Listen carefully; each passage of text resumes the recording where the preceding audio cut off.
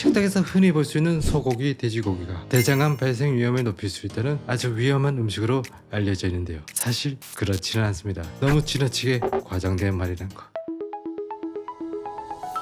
안녕하십니까, 동료의사 닥터인입니다. 현재 대장암의 원인을 보고 있는 여러 위험 인자들 중 우리가 조금만 노력한다면 고칠 수 있는 것이 바로 식습관입니다. 그래서 대장암과 이 식습관에 관한 연구들이 많이 나오고 있는데요. 하지만 너무 지나치게 과장된 점이 많다는 겁니다. 오늘 영상 끝까지 시청해 주시고요. 도움이 되셨다면 좋아요, 구독, 그리고 알림 설정까지 해주신다면 정말 감사드리겠습니다. 오늘 말씀드릴 내용은 바로 적색육입니다. 우리들이 즐겨 먹고 있는 소고기, 돼지고기 같은 붉은색을 띠는 고기. 이 붉은색은 마요글로빈이라는 단백질 때문인데요. 이 마요글로빈 구성 요소 중 하나인 햄철이 이 대장에 많이 쌓이게 되면요, 대장 세포에 손상을 주게 되어 암 발생 위험을 높일 수 있다는 것이 동물 실험에서 밝혀졌습니다. 그래서 햄철이 대장암의 발생 위험 인자 중 하나로 보고 있고요. 그 연관성을 밝히기 위한 수많은 연구들 중 가장 규모가 크고 각종 논문들에서 많이 인용이 되고 있는 연구가 바로 에픽 연구입니다. 1990년대에 시작했어요. 30년 이상 계속 연구되고 있는 세계 최대 규모의 코호트 연구인데요. 여기서 나온 데이터를 가지고 비교 분석한 논문들에서 붉은 고기를 많이 섭취한 집단에서 대장암이 많이 발생한 것으로 나왔다는 거죠. 하지만 다 그런 건 아닙니다. 이건 에피코호트 연구 자료를 가지고 식습관이 대장암 발병 위험에 어떤 영향을 끼치는지 연구한 논문입니다. 추가적으로 연관성을 검증하기 위해서 네덜란드에서 시행한 코호트 연구와도 이 비교 분석을 했었는데요. 이 논문에서 주목할 점은요, 소세지, 햄 같은 가공육과 소고기, 돼지고기 같은 붉은 고기의 대장암 발생 위험률이 연구 초반기인 90년대 말에서 2000년 초반까지는 높았었지만 점점 내려가고 있다는 점입니다. 그리고 에픽 연구와 네덜란드의 코호트 연구를 비교한 것을 보시면요, 붉은 고기인 돼지고기 대장암 발병 위험이 에픽 연구와는 달리 네덜란드 코호트 연구에서 관련이 없는 것으로 나왔다는 겁니다.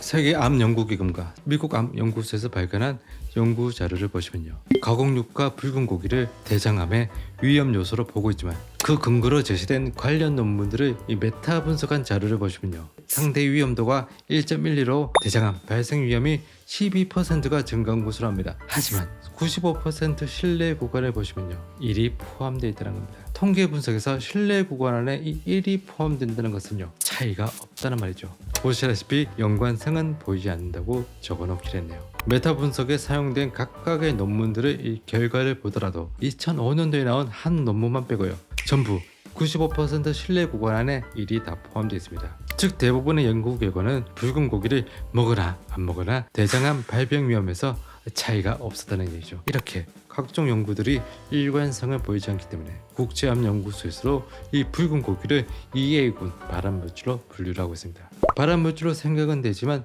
추가적인 검증이 필요하다는 거죠.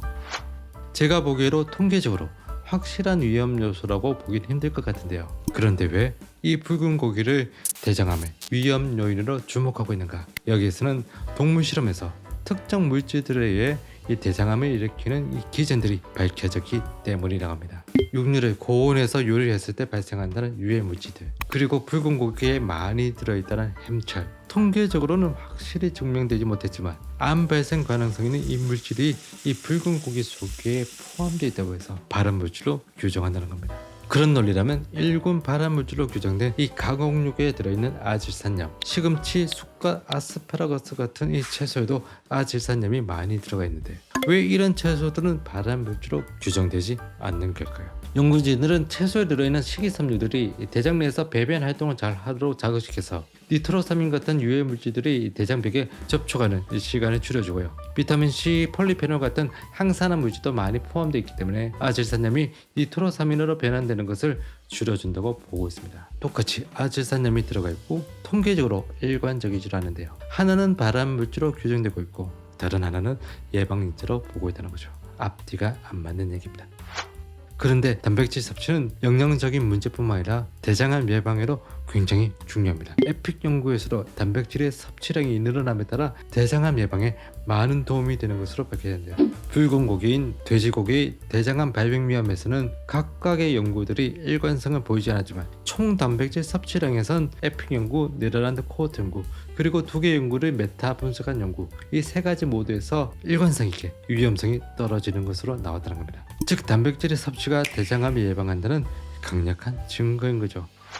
소고기, 돼지고기 같은 붉은 고기의 섭취와 이 대장암 발생 위험과의 논란은 계속 진행 중입니다. 하지만 붉은 고기는 근육의 성장과 유지에 필수적인 고품질의 단백질을 제공한다는 사실, 그리고 철분, 아연, 비타민 B12과 같은 우리 몸의 필수 영양소의 공급원임을 광고해서는 안 될 겁니다. 따라서 붉은 고기를 대장암 발병의 위험 인자로만 생각해서 완전히 피하시기보다는 섬유질이 풍부한 다양한 식품과 함께 골고루 적당하게 드시는 것을 권유드립니다. 대장암 예방을 위한 건강한 식단의 가장 중요한 열쇠는 바로 균형에 있다는 겁니다. 시청해 주셔서 감사합니다.